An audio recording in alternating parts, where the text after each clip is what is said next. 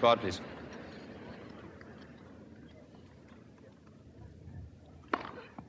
Did you know there's more to wheelchair tennis than what you see at the Paralympics? In fact, a lot more. Of course, becoming a full medal sport at the Paralympics in 1992 was a major milestone. And as with the pedestrian game, the 4 Grand Slams, whose inclusion of wheelchair tennis began at the start of the millennium and now all include both open and quad division draws, form a prestigious part of the international wheelchair tennis circuit. But let's look beyond those high-profile events you might catch a glimpse of on your TV. The Uniqlo Wheelchair Tennis Tour comprises of more than 150 tournaments, spread across 40 different countries, reaching every corner of the world and offering nearly $3 million in prize money. Just like on the ATP and WTA tours, there are various levels of tournaments. The Futures are seen as a great starting point for developing players.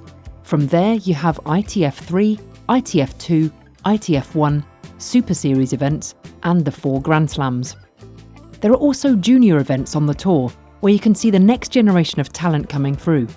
That's where now established senior players such as Jordan Wiley, Gordon Reed, Alfie Hewitt, and Sam Schroeder first came to fans' attention.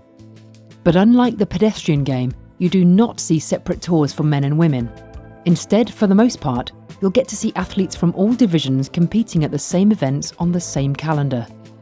Players are classified into either the open division, for those with impairment in lower limbs only, or the quad division, for those with substantial impairment in 3 or more limbs. Not all tour events offer a quads competition, but since the division's development in the 1990s, more opportunities for quad players have been created, most notably their inclusion at the Paralympics for the first time in 2004. And in 2021, the quads division will see further development as the Australian Open becomes the first slam to extend its quads draw from 4 to 8 players, making it equal with the men's and women's open divisions. You'll also find 2 high-profile season-ending events featuring the top players in the world, the NEC Wheelchair Singles Masters and Uniqlo Wheelchair Doubles Masters. And if you're hungry for a Davis Cup or Billie Jean King Cup style event, wheelchair tennis has one of those too. It's called the World Team Cup, a week-long competition where players represent their country in singles and doubles rubbers for the men's open, women's open and quad division titles. Originally introduced in the 1980s as a warm-up tournament to create international camaraderie ahead of the US Open Wheelchair Tennis Championships, not to be confused with the Grand Slam of the same name, the World Team Cup has become one of the mainstays of the wheelchair tennis calendar.